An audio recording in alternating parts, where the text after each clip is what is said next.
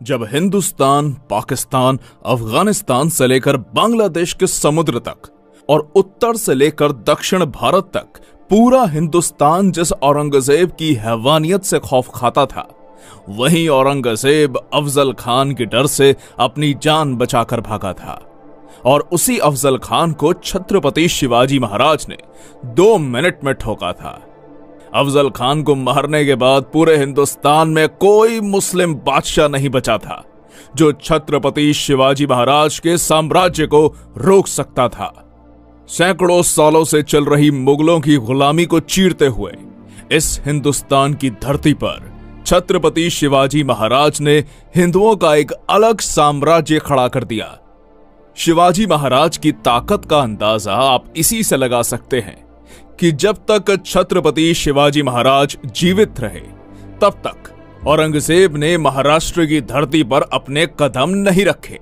इतना जबरदस्त खौफ औरंगजेब के अंदर शिवाजी महाराज का बैठा हुआ था। पर दुर्भाग्यवश 3 अप्रैल सन 1680 छत्रपति शिवाजी महाराज का रायगढ़ पर देहांत हो गया। शिवाजी महाराज के देहांत के बाद औरंगजेब बड़ा खुश होकर हिंदुस्तान जीतने का सपना देखने लगा।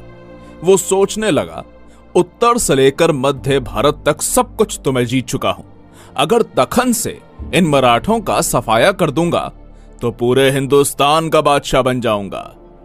इसलिए तुरंत अपनी लाखों की सेना लेकर वो दखन में जा उतरा। पर औरंगजेब इस बात से बेखबर था कि छत्रपति शिवाजी महाराज के बाद उनके पुत्र धर्मवीर छत्रपति संभाजी महाराज नंगी तलवार लेकर मुगलों का काल बनकर खड़े थे।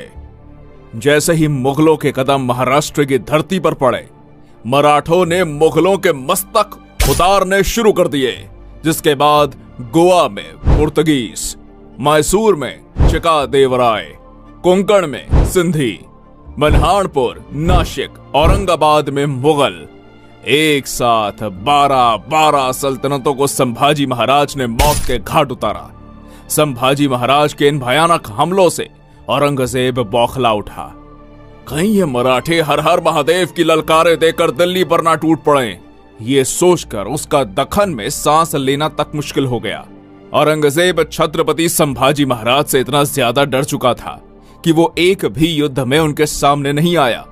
पर अपने ही लोगों की गद्दारी के कारण छत्रपति संभाजी महाराज जैसे महान पराक्रमी योद्धा को मुगलों के हाथों कैद होना पड़ा।